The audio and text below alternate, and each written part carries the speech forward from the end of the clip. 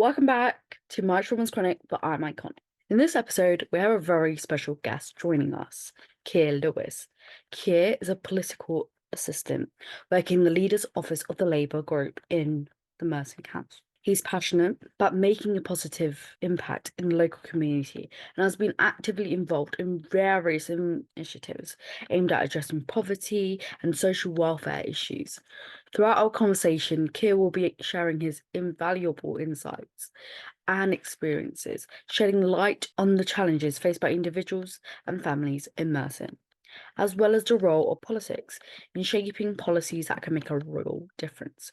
So whether you're passionate about social justice, interested in the political landscape, or simply looking to gain a deeper understanding of the issues impacting our community, you're in the right place. Get ready to be inspired and empowered as we explore the intersection of politics and poverty with Keir Lewis.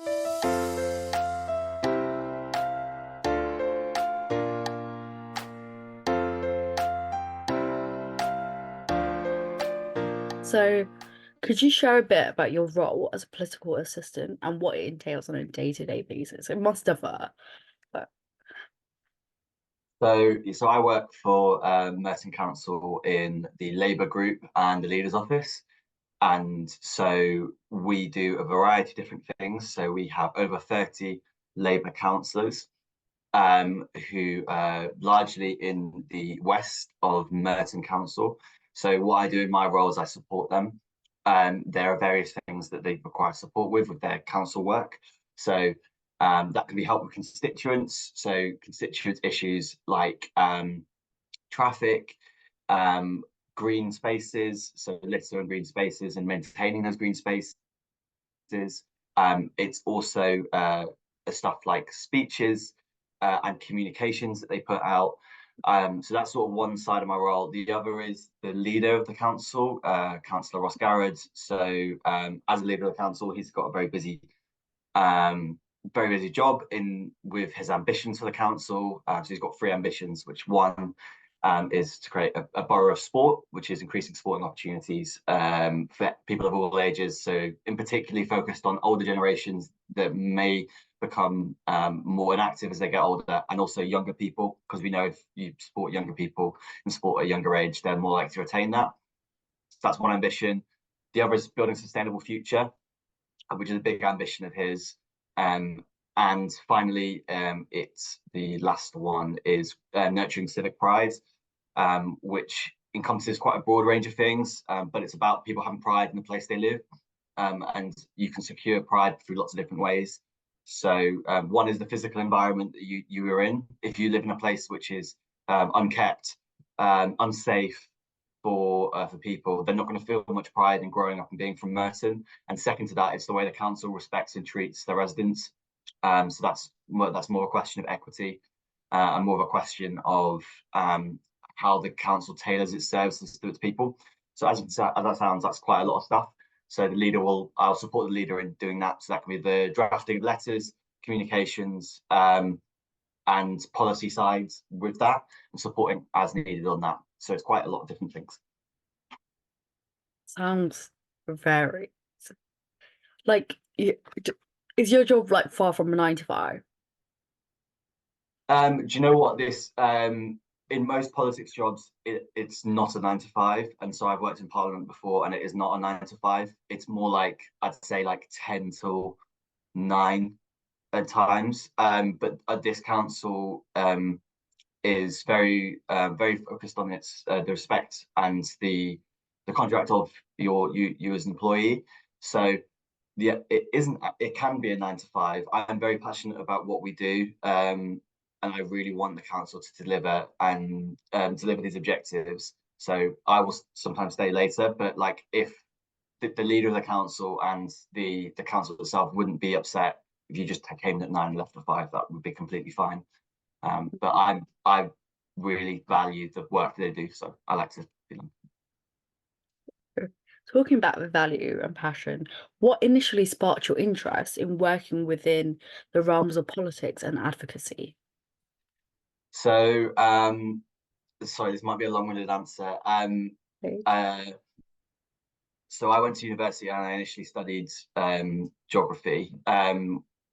on the basis that I wanted to understand so human geography and a little bit of physical geography, but I wanted to understand how policies and different countries and different regions within the United Kingdom experienced things differently, and how politics and the private sector and charities interact in those things. So I was always interested in that because I was born in London, lived there for 11 years, and then grew up in the northeast, Newcastle, which are like two really interesting places, two very different places, but ones that also have quite a lot of issues. So, for example, in London, you've got high levels of inequality, really high levels of child poverty.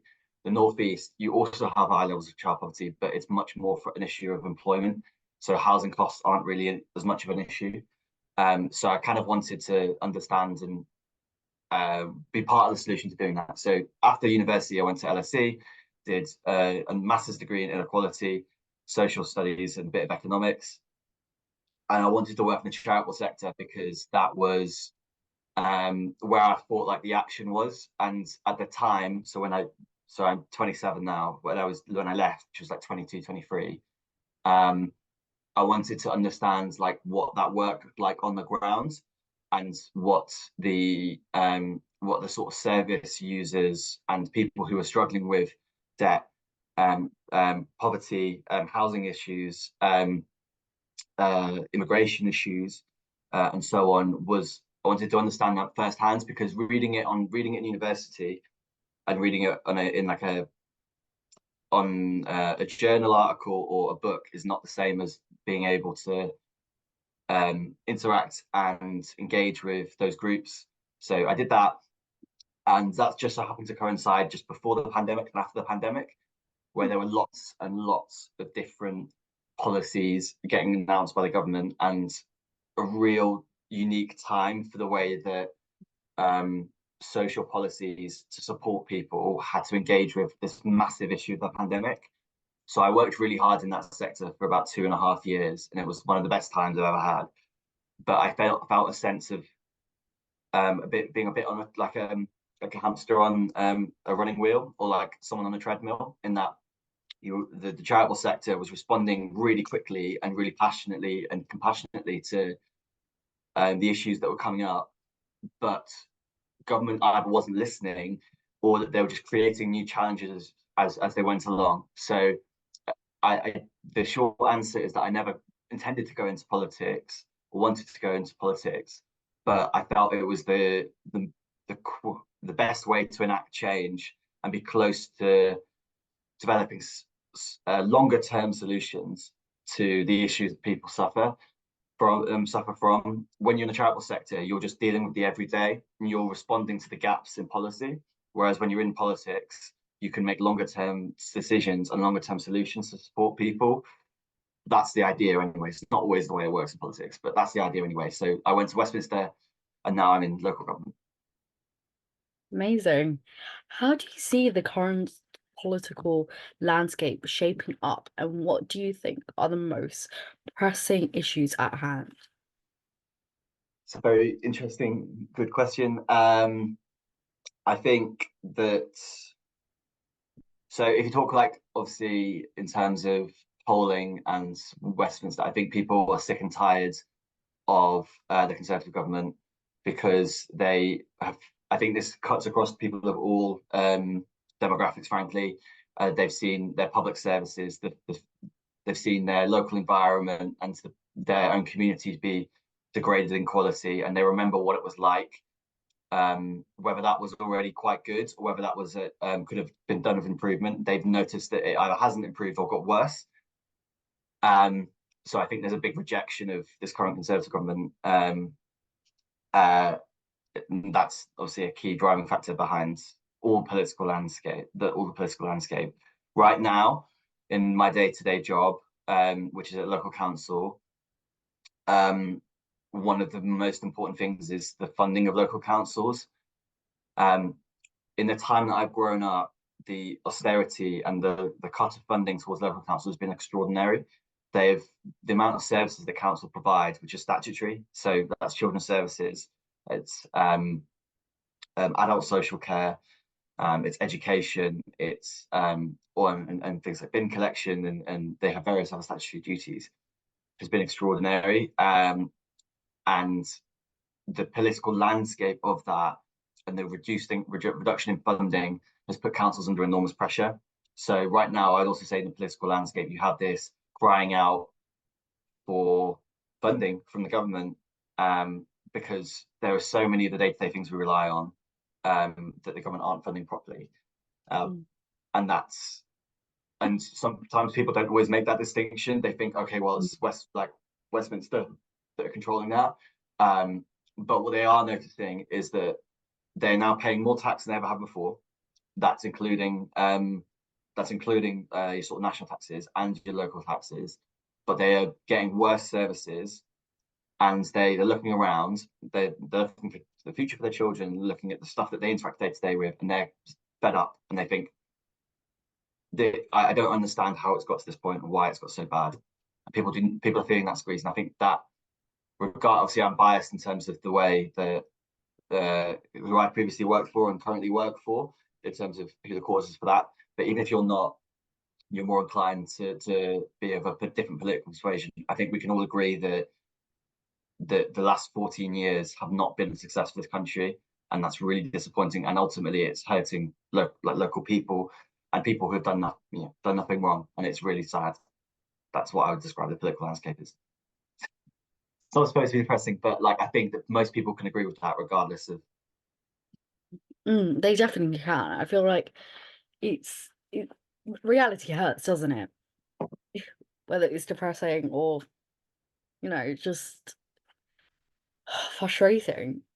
And this is the way that the country is now. What strategies or approaches do you employ when assisting with political campaigns or initiatives? So it's a good question. I think I'll answer it more for my last job. I don't really do campaigns so much necessarily in this current role. But I personally believe that the best way to produce a strategy in terms of campaigning is you have to have a really clear listening exercise with local people in terms of what their issues are, because there'll always be national issues involved in that. Might be things like the cost of living crisis. It might be they might be concerned about climate change, for example, and that there'll be variations on those on the local level. For example, across the country right now, if you're in a coastal community, one of the big issues right now is the dumping of sewage. Whereas it might not necessarily affect people so much in landlocked constituencies. So you have to have a good, clear listening exercise to understand what local people want. And I think that should always be a core part of whatever campaign or strategy you have. But I also think it's really helpful to have a clear conviction on where you diagnose some of the longer term issues are, because issues don't just come out of nowhere. Poverty doesn't just come out of nowhere. Housing prices don't come out of nowhere. Climate change doesn't come out of nowhere. All these things can be traced back to longer term policy decisions.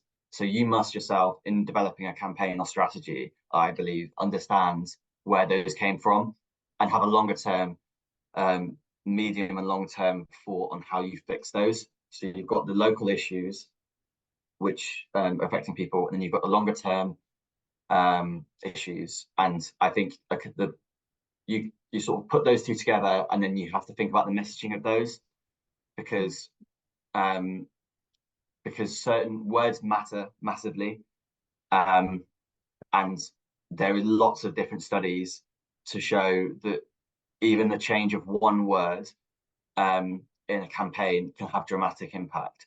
For example, so polling on this is particularly important. So one of the words that people don't really like is redistribution, because redistribution basically implies that someone's losing out and other people are benefiting. But if you change that word for words like fairer, or more progressive, or equitable, the popularity of the same policy increases. So although you're essentially doing the same thing, the word you associate with that can have a massive bearing. The same can be said for climate policies, like climate justice and climate policies can. If you look at polling of like what people think is a massive issue, vast majority of this country now believe climate change is a really big issue. But 10 years ago, they didn't. And a lot of work has gone into the messaging behind that. But there are certain people that will still react fairly negatively to any policies related to climate if they're not worded correctly. One of the things that, I won't go off to a tangent, but one of the things that the Americans and Joe Biden has done really well with the Inflation Reduction Act is they've essentially associated climate change and the massive investment into climate change with jobs, opportunities, and then the bigger impacts in terms of social justice. They've not just said, we're investing this money because we believe climate change is an existential crisis. Because other people would then argue, well, why aren't you investing in this, and this? What they are saying is this investment is going to benefit you personally as your family. Your wages are going to go up. You're going to have more opportunities in your local area. And as a consequence, we're going to have a prosperity and a secure energy system for the future. And everyone's like, well, yeah, that's great. Sure, there are people that still oppose it, but the messaging about that's been really successful. Mhm. How would you describe the current state of affordable housing in London and its impact on the communities? It's a massive issue. It's an enormous issue, and it's been going on for decades. I won't re-explain how that came about because I'm sure people that are listening to this know how that's come about, and the lack of building and like over focus on supply-based policy, demand-based policies. But what I will say is that this council, Merton Council, are doing a really, really good job. So they're investing in the first council homes in Merton in a generation. So they're going to be building 400 new homes, which are going to be energy efficient. They're going to be state of the art. And the construction of those first ones are beginning this year, or the work at least is beginning this year. So there's 93 new homes. Of course, that doesn't sound like a lot, but that's 93 more family homes that people that are currently living in the private sector in like cramped conditions, and also largely unregulated, will now be able to live in. The other side of that is they're regenerating estates. So there are various estates that haven't had much investment and are investing in those, so the existing conditions will improve. So it's exciting and more broader in terms of London, because the question was about London. The Mayor of London has put quite a significant amount of money into investing into rebuilding homes and building new homes.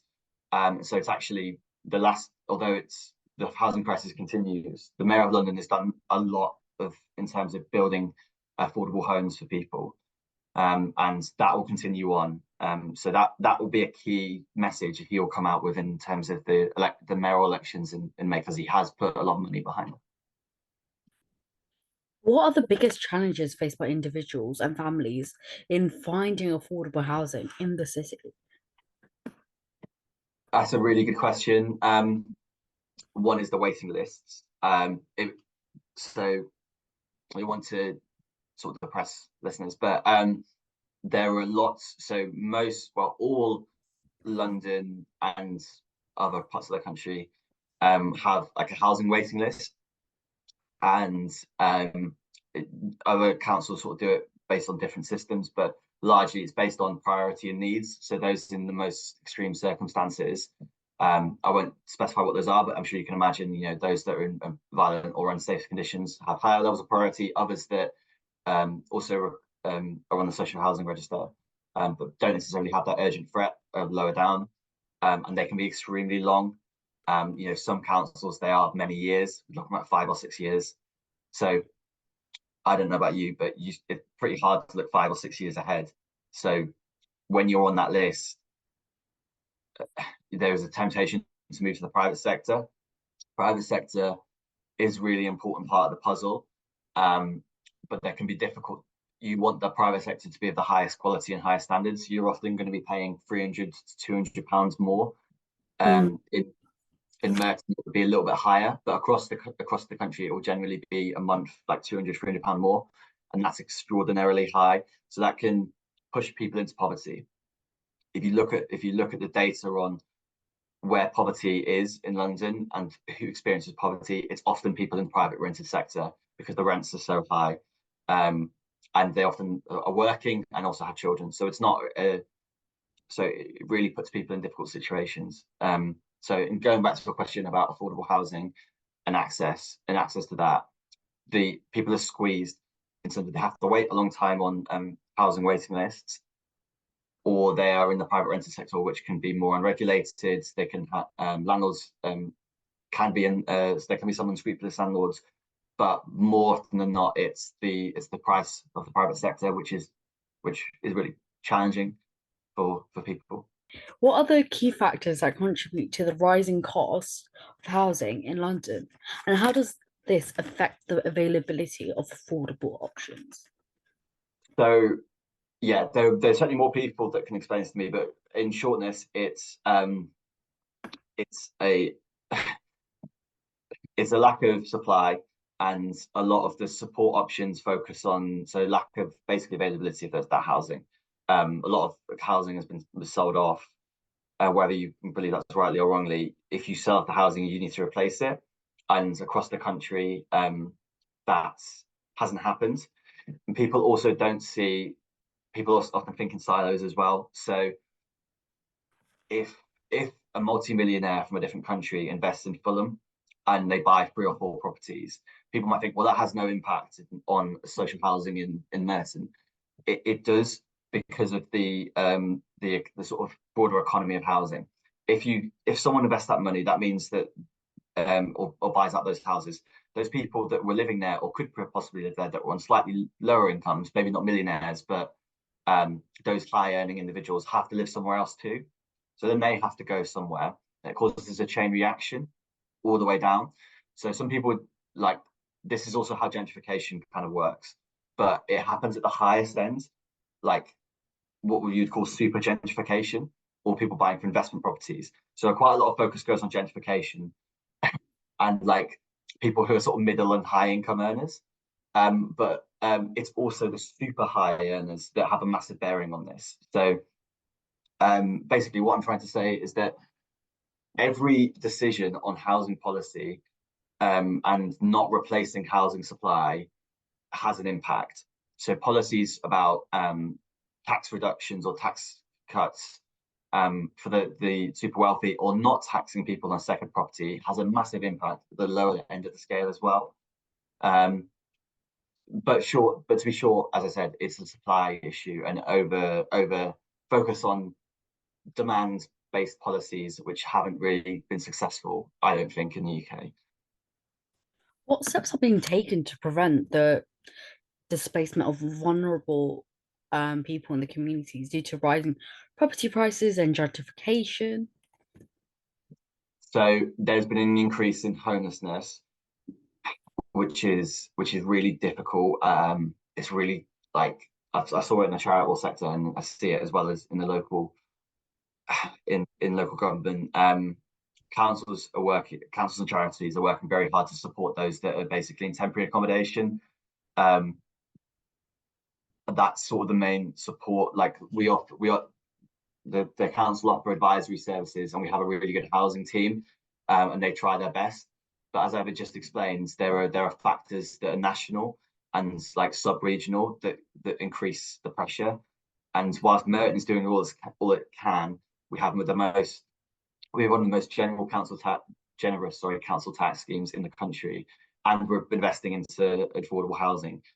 Yet we still have an increase in temporary accommodation. So what we do is when someone becomes homeless, so that might be from private rented accommodation, let's just say it's a family of 4, we would house them and we would provide that subsidy to support them.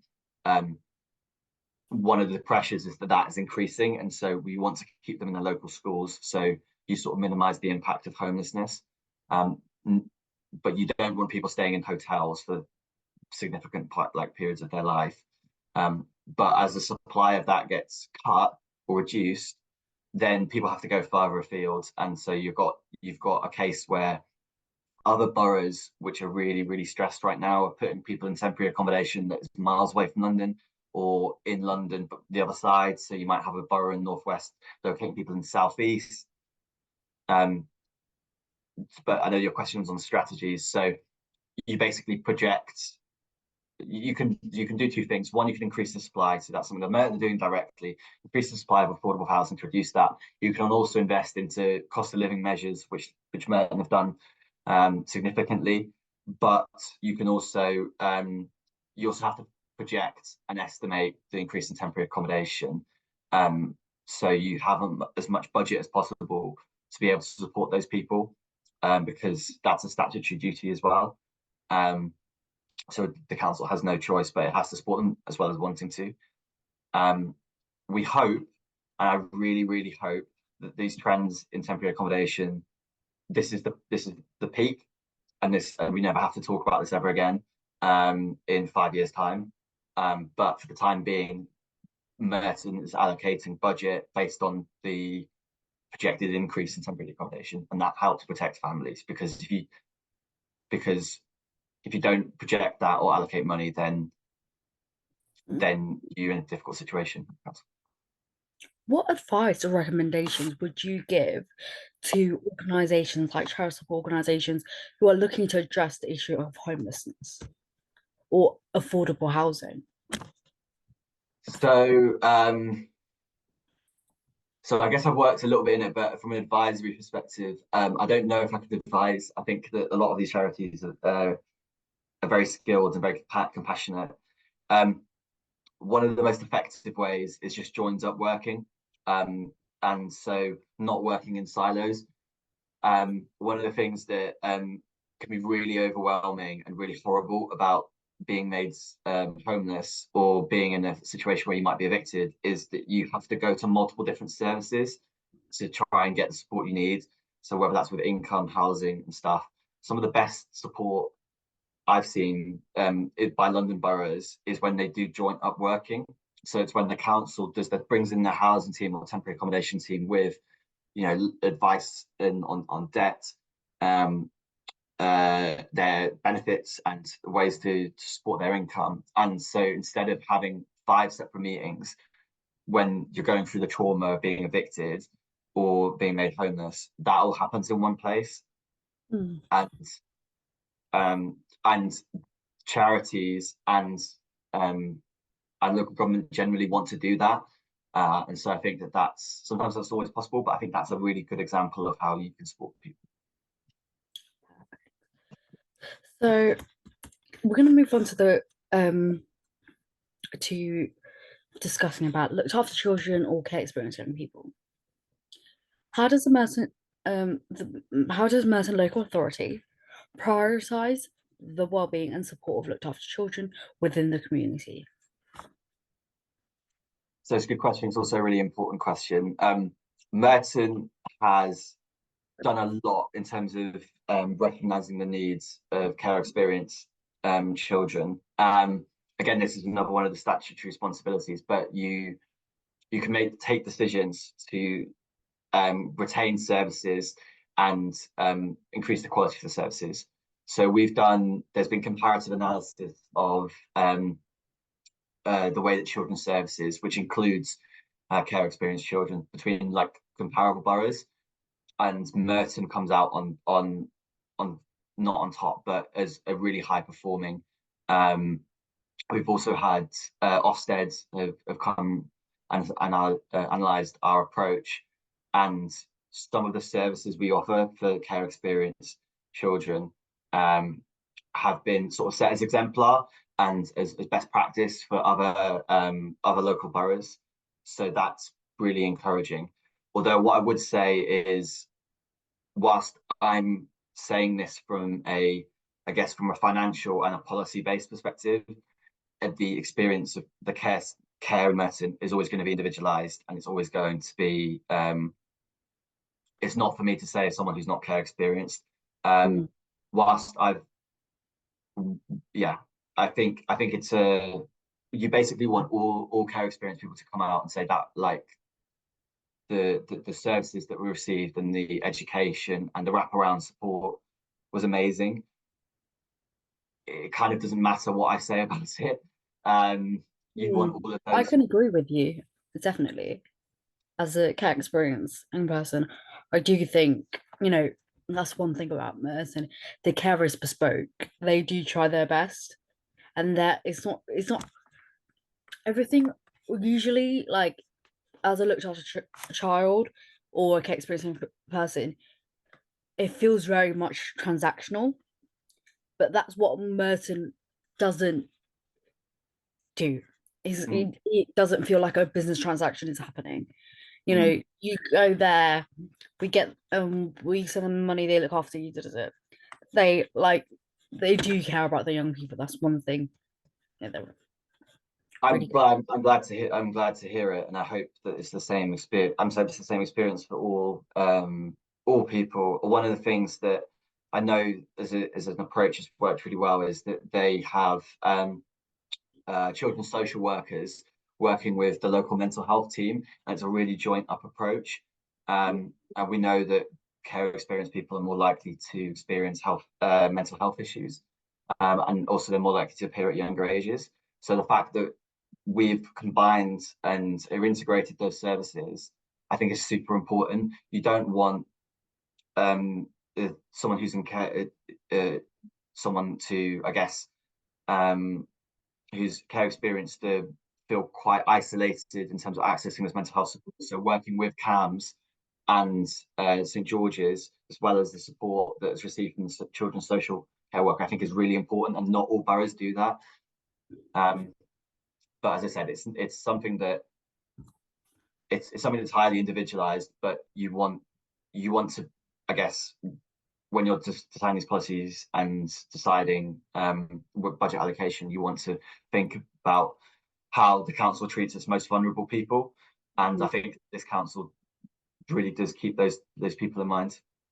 Can you elaborate on the specific services and resources provided by the council to ensure the best outcomes for looked after children? You mentioned a bit about the CAMs and children's social workers being having that relationship with the local CAMs, as well as St George's Hospital. Uh-huh. I To be honest, I don't know if I can answer that. That's like all I know, basically. I don't work too much in it. But the cabinet member who works in this, so you've got Councillor Fraser, and it also overlaps into Councillor Kenny's portfolio, and also Councillor McCabe's. They are extremely passionate and extremely knowledgeable about the sector, and I think that's part that rubs off into the delivery of those services. So unfortunately, I can't go into like too much detail. I know that they're extremely passionate and extremely good. I apologise about that. It's okay, don't worry. Like I said, it's whatever you're able to speak about. If you have expertise or if it falls under something else's realm, it's absolutely fine. Have you noticed any specific factors that contribute to poverty in London? So I touched on it earlier, but I'm just so happen to be from the two places in the country that experiences the highest levels of child poverty. Not directly, and I've not experienced child poverty. But so you have London and the northeast, and they both have really high levels of child poverty. In London, when you account for housing costs, it becomes the capital of the UK in terms of child poverty. So in Tower Hamlets, nearly 1 in 2 children are growing up in poverty, and there's like 5 or 6 boroughs that it's over 4 in 10 living in child poverty.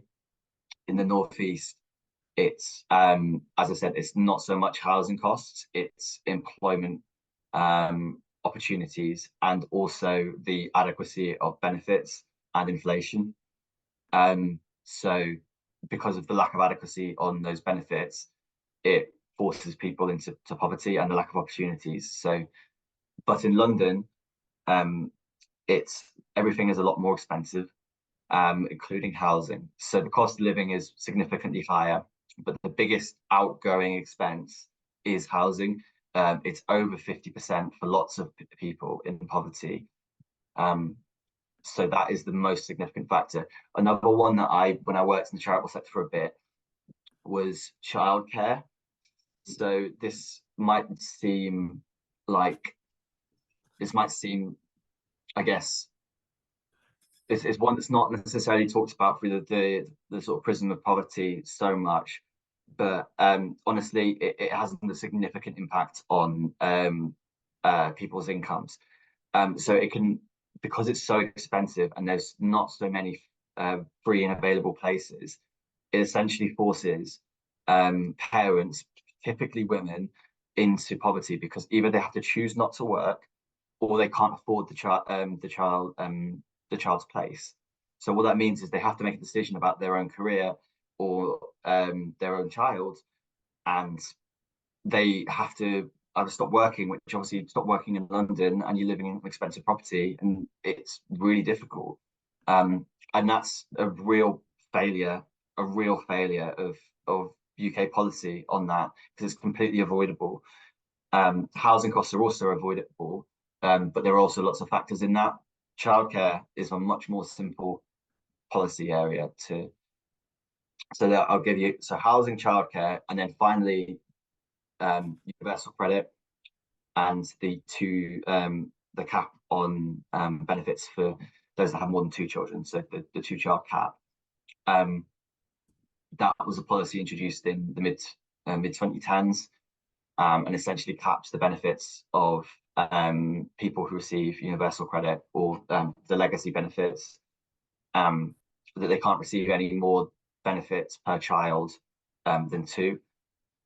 And obviously there are many families in London and across the country that have more than 2 children. And one of the real tragic things about that policy is that I don't think it's designed with the benefit system is designed to support people when they most need it and when they fall into difficulty. You could never plan falling into difficulty the time in which you have children. You never know what's going to happen. You're never going to be made redundant. You never know that housing prices are going to be this high, childcare is going to be this high, and so on.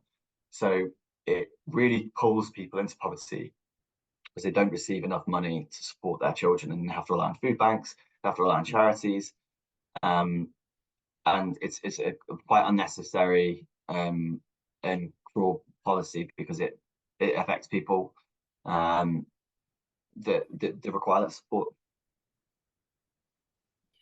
Do you feel like not feel, do you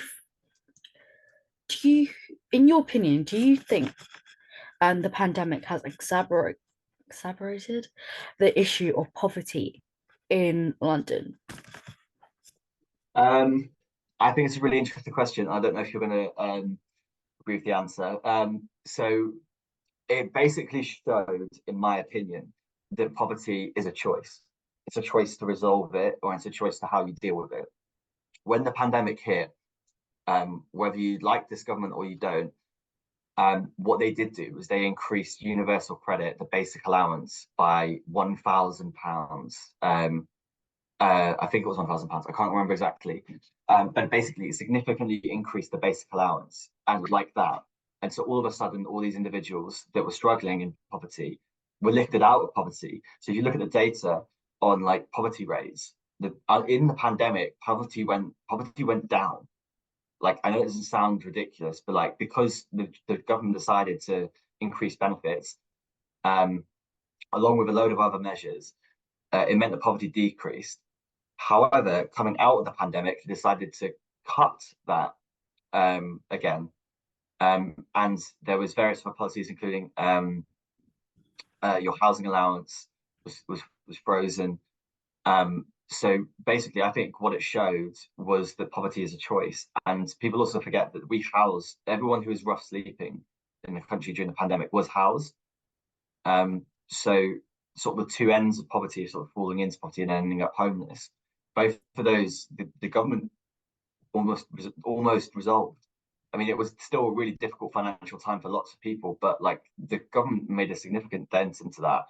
But as soon as the pandemic ends, those policies were scrapped, and we've seen the poverty rates increase again. So So I wouldn't say it's exacerbated it. Inflation has exacerbated it, and the lack of response from the government's exacerbated it. But I think the pandemic showed that, like, if there's a willingness in government, you can fix these issues.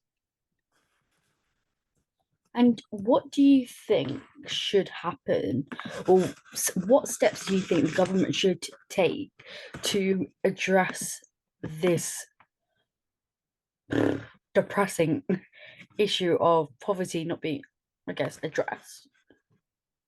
Um, so I think, like, culturally, we need to change the view that people on benefits are lazy or scroungers. I think what I would have hoped when the pandemic came out was that anyone can be in financial difficulty and it can be really unexpected. Culturally, I really hope that we can address that. And the baseline of benefits needs to be adequate. Um, it's not at the moment, and you're seeing an increase in claims for alternative benefits, including personal independence payments. Um, One of the theories behind the increase in personal independence payments is the fact that sure, those individuals are eligible for those payments, but they might not have already claimed those because the baseline of universal credit was adequate. It wasn't, but one of the theories is that people are basically looking desperately at food banks, PIP, alternative means. People are falling vulnerable to loan sharks because the base level of benefits is inadequate. So to address those, you need to, obviously, housing costs need to come down, and you need adequate benefits. I mentioned childcare, but that obviously affects a proportion of population. But benefit, like the welfare state and how we treat our most vulnerable in society, that needs to culturally change, but it also needs to change in policy and quickly, because as I believe strongly that poverty is a choice by government, and at the moment we're choosing to not support those that fall into financial difficulty. Are there any specific government policies or initiatives aimed at reducing poverty in London that you're aware of that is happening right now? Specific interventions. In London? So Are there any specific government policies or initiatives at reducing poverty in London that you're aware of? so there's lots of local ones from so from my time in the charitable sector. A lot of them are hyper local, but sometimes um, they work with local authorities, local councils, or nationally. Um, I was part of a network charity called 4 in 10, which was a network charity of about 400 organisations that basically support people in poverty or child poverty, and the array of different ways that they support people is, like, astonishing. So sometimes you have the more basic of food provision, income provision. Some of the more comprehensive or wraparound support would be employment training, skills training, all for free. There would also be free childcare, which would allow which massively supports families. They would feed and educate young children for free whilst their parents would go out work, and that would massively support the financial well-being of families. You also have a variety of charities that are focused on migrants or women, because those groups, there's a lot of research to show that they feel more comfortable, more approachable when it's a group of their own. And so those have quite nuanced and focused approaches. And then they offer wraparound support. So they might also focus on domestic violence, for example, if it was a women's charity. And then in the charities that focus on migrants that are in poverty, there's a policy, unfortunately, called no recourse to public funds. So they would provide support specifically on that. So no recourse to public funds means they are ineligible for benefits. So they would provide advice, guidance, and income support for those that unfortunately suffer from probably the cruelest of all the policies that's currently in place from the government. How do you think poverty in London compares to poverty in other major cities around the world? Oh, that's a very good question. So So all poverty shouldn't really exist, in short. But I think that there's a belief that maybe poverty doesn't exist in the UK because we are the 6th or 7th most wealthy country in the world. But it's all a relative. It's all so the measure of poverty we use is a relative poverty measure, but it's an effective way of understanding the struggles of individuals.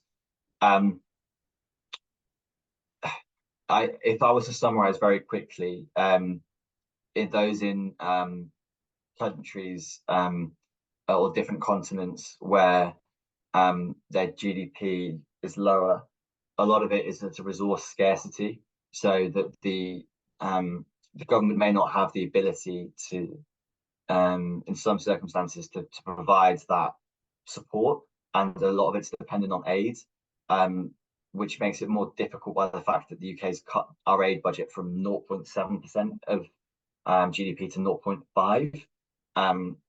So the UK has a bearing on that. As for the UK, there isn't that resource scarcity. It's an absolute choice from government whether they decide to have adequate support for those that fall into poverty. I mean, the USA, for example, is like an extraordinary example where you are the richest country in the world, but their social security is honestly next to non-existent. And so again, that is a complete choice by states, it's a complete choice by the federal government. They don't have a minimum wage, or some states have minimum wages, but even that's not enough to protect people because of the high cost of things. Whereas other middle-income countries have basically reduced poverty to almost non-existent, and that's because of the design of their social security system. They're not the wealthiest country in the world, but they've essentially eradicated poverty because of the structure of their social security system. So I think it really depends on the willingness of government in countries that do have income, and then in countries that don't that have resource scarcity. A lot's dependent on the role of international players, but also the government in that country in terms of how they structure or decide to spend their money.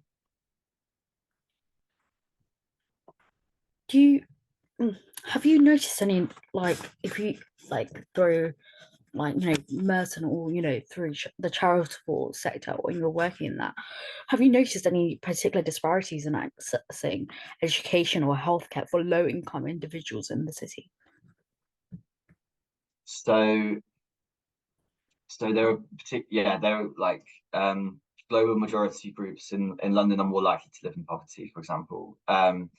They're more likely to be living in social rented accommodation, for example. There are a variety of disparities in terms of attainment and educational outcomes as well. One of the I'll say that London actually has a slight advantage compared to other parts of the country. Not that it's felt. So basically on social mobility. So a lot of people focus on, I guess, like the ability of individuals to then go and get into like high income professions or high prestigious professions like law, being a doctor, getting into film, or journalism, etc. London, because of where it is, has a lot more of those opportunities. However, it's kind of meaningless if there's so many people in your class of 30 that are living in poverty and experience racism, experience discrimination, and are currently in cramped accommodation. The slight chance you might make it or be able to be socially mobile is kind of blocked from you because of your circumstances. There are plenty of people in those living in poverty that had they have adequate housing, adequate education, adequate income from their parents, would be able to achieve those amazing things. And London provides a great platform for that. But because of those structural issues, they can't achieve that. And it's really sad. So basically, to answer your question on disparities, there are lots of disparities experienced by lots of different groups in London. other people would argue, if you had someone else on the podcast, they would argue that some of those disparities are experienced on a group by group basis. I would tend to lean into the fact that it's so structural and that people's opportunities are so restricted because of the housing situation, because of their income situation, and because of the social policy situation, that it's that it's really difficult for those groups, and that's sort of the primary driver for me. Do you think there is a need for increased awareness and understanding of poverty-related issues in London? So I did a piece of research a couple of years ago on attitudes to poverty, but this is, like, I'd say, completely out of date now because it was done during the pandemic, and so people were fairly aware of, like, financial issues then. Now I think obviously people are struggling with the cost of living crisis, and it is the number one issue for residents in Merton. Regardless of their income, it's the number one issue. I would like to see, if I had a magic wand, I would like to see an awareness from people in London, but also across the country, that the government has a direct impact on poverty, and also second to that, that poverty is not like a failure of those individuals. That a lot of those people have just fallen into hard times and then been blocked by the policies that's supposed to support them. I would love to see people being aware of that rather than lazy attitudes like it's that people are scrounging, that they don't want to work, all of these different things. I just don't see that in my experience in the charitable sector. I see desperate people that desperately require help and have been made a victim of by the structural system in terms of social security and housing. I don't see that attitude. So I would love to see that attitude change, because it would also impact voting habits and the call for policy change on those things. I'd love that. So, are there specific industries or sectors in London that are particularly affected by poverty? So there was a piece of research that came out a couple of days ago, actually. So I'd encourage anyone who's listening to read it. I might sound a bit like a broken record here, but it affects everyone. So basically, the piece of research, it was about key workers in London. So those people that work in work for the NHS, that work as taxi drivers, policemen, all those services that we rely on to keep London running and the country running. And it was across the boroughs, and it was like, what percentage of these key workers, or what jobs or what sectors can you afford to live in London? And the answer was like none of them, because affordable housing is defined as, like, you're not spending more than 30% of your income on renting or your housing costs. And so there's no place in London that satisfies that needs.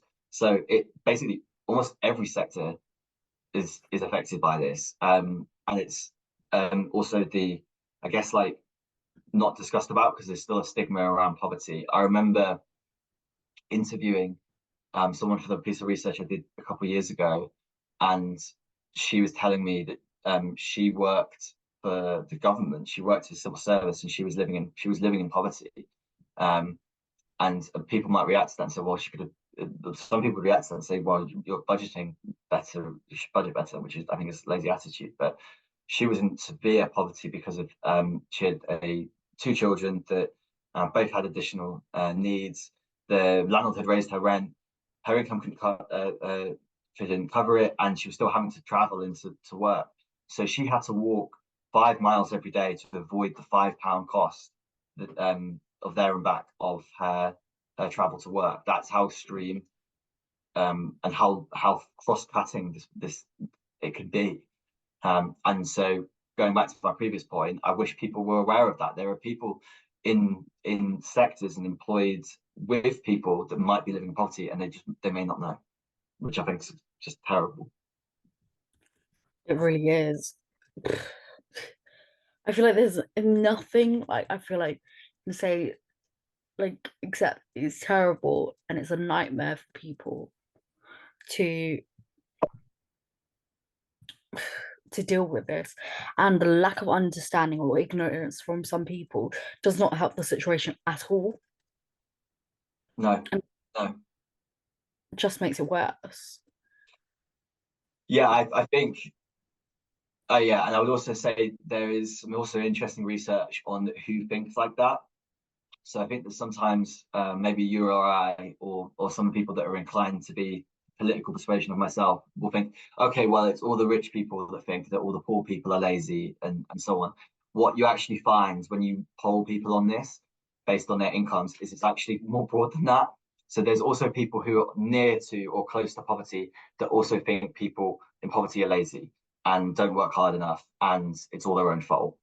And that's also the same at the top, but it goes all the way through. It's not just rich people think poor people um, are lazy. It goes across all of those levels. And I think when you work in politics as well, and you do some door knocking, and when you work in the charitable sector, you do come across those people. It's more common than you might think. And what do you do when you meet people like that? Um, so from a political perspective, like you're there with the objective of trying to get them to understand like Labour's policies and how they can benefit. But from when I was in the charitable sector, I guess you don't necessarily try to change their opinions too much because it's not something that like you're so focused on helping and gathering the support of those you can is not necessarily worth your time, and that's not really it's not really what you want to hear in terms of you want to challenge those views. But I don't necessarily. Calls at times if somebody's so persistent on the way that they think, it's hard to change people's mindset. Yeah, I think if the Labour view or for the charity view, you're coming at it from a perspective of these people need support. This is what we're doing to support them, and then you meet someone who says, "Well, I don't think they need supporting in the first place because they're lazy." It kind of takes away your whole. Maybe I'm wrong in this, but it takes away your whole argument because it's like you're speaking two different languages because they think that what you're doing is just doesn't need to be done. So it's like it's difficult to communicate with them. I would say that when you're dealing with um, other conversation topics like racism, for example, you obviously always challenge it when you experience it or meet it from on the doorstep um, um, or when engaged in your sort of professional life and personal life. But actually, poverty is quite a difficult one to challenge because it's sort of your whole worldview. If you believe that people are in this way for a choice and you're working in a sector to try and support them, they kind of think what you're doing is a joke or pointless in the first place. So it's a bit, yeah. That's understandable. How would you discuss? I mean, how would you describe the current political climate in the UK and its potential implications for poverty alleviation efforts?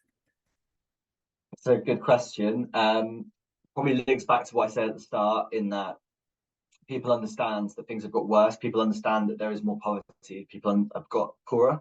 Um, if the rate of growth had continued at the same rate as it would have in 2010, the average household, sorry, in the United Kingdom would be £10,000 richer. That's not a hyperbole. That's measured and agreed by economists. So I think to there's appetite for change, obviously. But in terms of poverty, I think people see the housing issue. I think that that's something that they see as clearly linked to poverty, but also clearly linked to middle classes. And I think there's appetite from a broad array of people to change that. As for policy on poverty interventions, I'm not sure where we are. I think that people see the great work of charities. Some of them people don't understand. A lot of those charities are partly or almost entirely funded by the government in certain areas. So sometimes that distinction can be quite difficult. I think we're going to be in an interesting space in terms of what the next government or what the appetite is for policy on tackling lower incomes. One of the things that I am excited about is that if Labour are to get into government, they have what's called the New Deal for working people. So that's going to ban 0 hours contracts. It's going to set a proper living wage, and I think that would have broad and people would have stronger worker rights and be allowed to unionize in particular sectors where they might not have previously been able to. So I think that would have a direct impact on poverty. 0 hour contracts can absolutely pull people into poverty, especially 0 hour contracts on the minimum wage. So I think that those are exciting things and those things to look forward to. In terms of like the benefit system, I think we'll have to wait and see. We need it to be less punitive. I think the sanctions on benefits right now are shouldn't exist really, and they're implemented far too harshly. There's also unfortunately another piece of research which came out this week, which suggests that there's a racial element to the sanctioning. So people of global majority backgrounds are more likely to be sanctioned. So sanctioned essentially means that you have part of your benefits taken away from you or suspended. People of global majority backgrounds are more likely to have that happen to them than those of white backgrounds, which is extraordinary, really, and obviously completely unjust. So I'd like to see those things change, but this is where it's a problem because I'm focusing on really specific policy issues, but like I don't really believe that the vast majority of the public know what those are. So I'd like to think the public really wants to reduce poverty, but like I get really caught up in these really small elements of the benefit system that I think really need changing. But I don't know if there's awareness of those policies. So maybe I'm more wrong or weird or I don't know. I think that's what makes, having you on the podcast really like unique because you go onto precise details and we can, add links to the stuff that you're talking about or add information on LinkedIn or something like that for people to reference if that makes it. Yeah, I'll share the links of the research that I talked about in terms of the sanctioning, the key workers, and yeah, those two ones have just come out this week. Do you read the whole thing? Yeah, because I'm interested. I'm really interested in that stuff, so I do read it. Yeah. I feel like it feels like something I would do. I would read things. One weird thing that I do is like my old documents, which are like like around like 30 to 40, 50 pages long. I would spend time like, oh, I'm bored, and I end up reading. Yeah, I don't No, know. no, I can relate to that. Yeah, I don't think I would. I never thought I would meet somebody my whole life that would be like, oh, I relate to that. I don't know. There's more about us or the people. Based on our conversation, what key challenges do you think politicians and activists should be prepared to face when advocating for poverty alleviation in today's politically charged environment? Wow, that is a really good question. My mind immediately went towards like the activism side. I really I want to provide something that's sort of like interesting or inspiring to say on that side of stuff. But I found the activism side is exactly the reason why I kind of went into politics. because I felt very unlistened to. I felt that the charitable sector that we worked in was really hard, wasn't getting listened to, despite the various different ways that we tried. So obviously there's theories behind how you lobby and sort of call for change. We tried there was the Joseph Rowntree and Thinking Works. Thinking Works are essentially like this like think tank that produce research on how to influence change. And so they went for messaging along the lines of like, so this was about universal credit. So they were like trying to relate to government in terms of like, we're all in the same boat, but the tides or waves are different. So basically trying to change the imagery of poverty to something that is in, we're all the same, but people experience challenges differently. I felt that this sort of like made the actual reality of poverty quite opaque and less true to how bleak it was at the time. But they were getting the most purchase with the government because the government don't want to be told by charity that you're evil and you're wrong and you're not helping people. They kind of want to be told you're doing good here, but you can be better here. And sometimes they need harsh truths. So it's like, I'm going off on a little bit of a tangent, but the point I'm trying to make is that like sometimes government simply don't listen if you just say that they're doing bad on a particular issue. They like to be met halfway sometimes, and sometimes that's tricky, but sometimes that's the most effective way. With poverty, it's difficult because there's also a real moral element to that as well, which I find really challenging. As someone who's not living in poverty and has never experienced poverty, how on earth can I make the case for with government or policymakers and basically try and tone down the actual reality of how people are living? I don't necessarily think that's the most ethical way to do it, but sometimes it's the most effective way to do it. So from an activist perspective, I still find that really challenging. And so I feel much more comfortable in the political side and the policy side because I don't have to hide from those truths. If a charity comes to me and tells me, or comes and tells the council, this is what's happening, you can respond appropriately.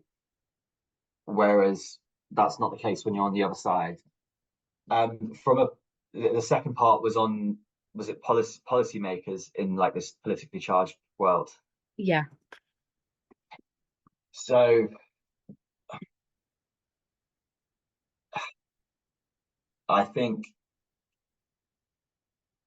I mean, the politics, one of the worst bits about politics is that it's obviously so tribal, it's partisan. You attack your opponents for their poor record, they'll attack you for your position or your poor record on something. So like there are very few subject matters that sort of galvanize across party. And poverty even isn't really one. As weird as that sounds, usually it's international wars or tragedies or procedural elements of politics that people galvanize around. They don't galvanize around poverty, even though it's a shared experience and it affects people in all corners of the country and in all constituencies. So like every single MP has people in their constituency living in poverty, but they're not unified behind issues to stop it. Ways of stopping it. I don't know if I have the answers to that question because I'm still figuring it out myself. But there are some people that will tell you that you need a common language rather than sort of attacking each other. I think poverty will always be political. I think it'll always cause division on the causes.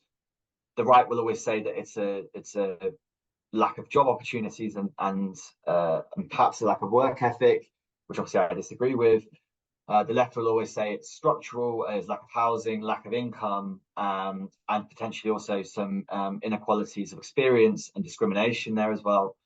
I think those are sort of the general lines of battle. I mean, I believe that the evidence significantly points towards the left when you look at the data, as to the causes and how you resolve it. I guess I was asked this actually by someone the other day, like what's a policy that the Labour Party and the Conservatives can agree on that would address poverty? And so there's universal basic income, because there's a subsection of people on the right that believe in it to basically take away the benefit system, because they don't want the benefit system to exist at all. And then there's people on the left that believe it as a sort of a silver bullet to poverty. I don't really agree with either of those. I think it's more complicated. Like if you had universal basic income, you'd still have the housing issues and you'd still have childcare issues. There'd still be massive problems, and you also have discrimination. And then you just basically remove all other parts of the benefit system that are crucial. So although I think that the Labour Party and Conservatives would actually maybe come to an agreement on that, I don't actually think it's necessarily the best way forward. So there's an example of how complicated it is. Taking into account everything we've explored, what sort of actions or initiatives do you believe would have the greatest impact in advancing poverty alleviation efforts within the current political climate?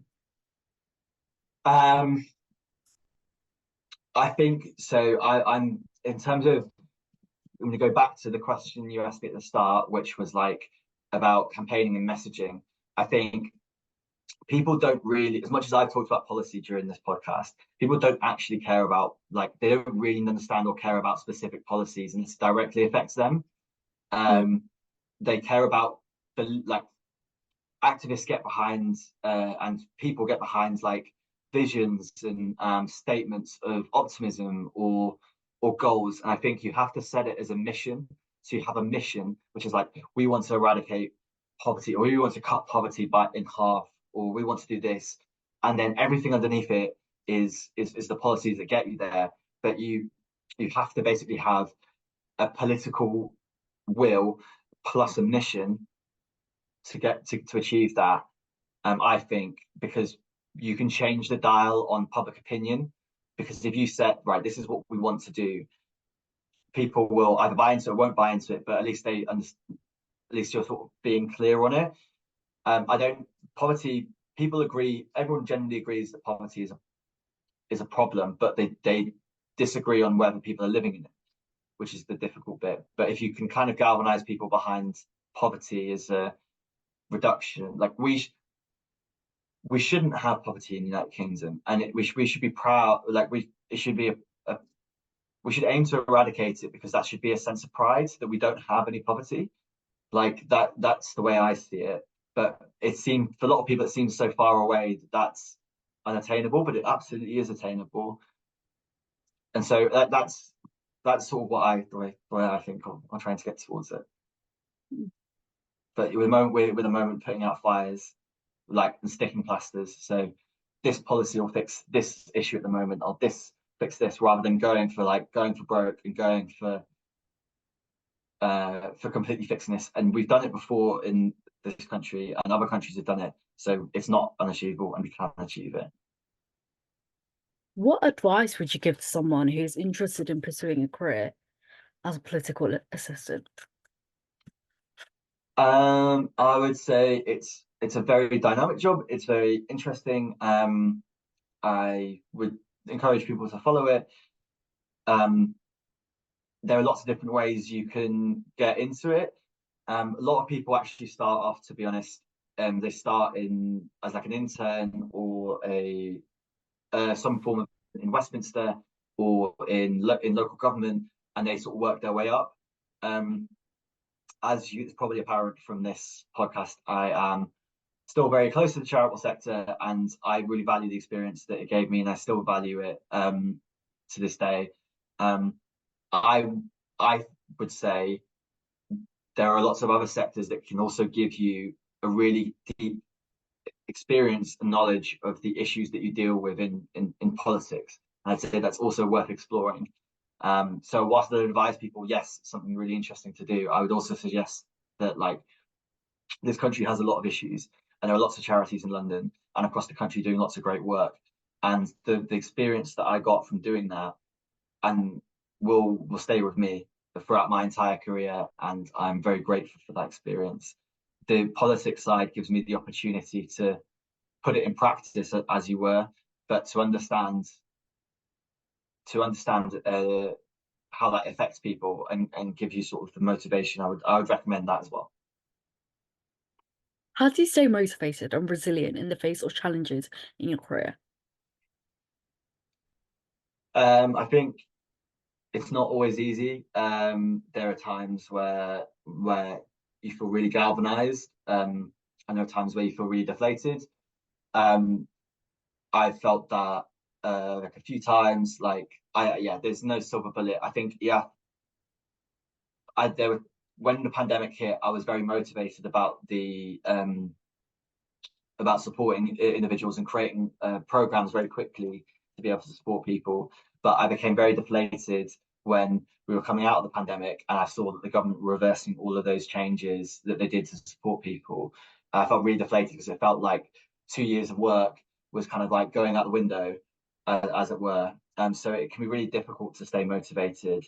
Um, One of the ways I stay motivated in terms of like the council work and um, charitable side of things is um, I always feel like it can be you. Like I I think that everyone should be that works. This is quite an extreme statement, but I'm going to say it anyway. I think everyone working in public sector, whether it's in politics or in like public services, should go and treat every day and treat people and as how they'd like to be treated, and imagining that they are the most vulnerable in society. And by approaching things in that mindset, I think that you become more empathetic and more motivated to affect those little things and put that a little more effort in. I think when you become detached from that, you can be focused on your sort of like, oh, well, I've got to do this spreadsheet and this is really boring and stuff. I don't really want to do this. I want to do something more exciting. But I think, is focusing down onto like all those little tasks matter because they allow you to support um, and help broader people. So I stay motivated through that because um, I don't know. I just think it's really important, and you never know what's going to happen to yourself personally, or your family members, or so on. So if you put in that effort now, I think it pays off, and you'd like to encounter someone that would also view those situations the same. That's the way I see it. What final message or takeaway would you like to leave our listeners with regarding, I guess, everything we've talked about or anything else? I guess. Um, Probably that something that I say to myself all the time is that it doesn't have to be this way. So it doesn't have to be this way in that sometimes things can seem permanent and sometimes things can seem so like things are really bleak, and there's no hope for change.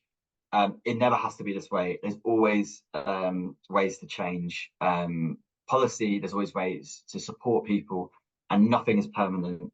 And it being optimistic about that change is, I think, really healthy, but also is you can also do more by doing that. So I would encourage people if they are passionate about a particular cause. It might not be poverty, it might be housing, it might be racism, it might be climate change, for example. I think like um, being motivated and seeing that things will look, it doesn't have to be this way and things can change is a really positive way to think about it. And I think it's also not just a positive way to think about it. I think it's the truth. The amount of progress that has been made in this country and across the world, it might not feel like it in this moment in time, is extraordinary. And if you look at attitudes on issues like same-sex marriage or racism in the last like 20 years, they're completely changed. It's gone from like 1 in 3 people think it's acceptable to 8 in 10. Like, so the even though you might not feel a load of change is happening, it is happening, and it's worth being part of that. And it's worth thinking positively and saying to yourself that like it doesn't have to be this way, because then it helps you in things. Thank you for tuning in to another episode of My Children's Chronic, but I'm Iconic. We hope you found our conversation with Keir Lewis insightful and informative. As we explored the world of politics through the lens of a political assistant, we gained valuable insights into the responsibilities, challenges, and strategies involved in navigating political landscapes. From understanding the inner works of politics to providing practical advice for aspiring political assistants, Keir shared a wealth of knowledge and experience. We encourage you to reflect on our key takeaways from today's discussion and consider how you can apply them to your own understanding of politics or career aspirations. Whether you're a seasoned political enthusiast or just beginning to explore the field, there's always something new to learn and discover. If you enjoyed today's episode, please consider subscribing to our podcast and leaving a review if you're listening from Spotify. Your feedback helps us continue to bring you engaging content and insightful conversation. Stay iconic until next time.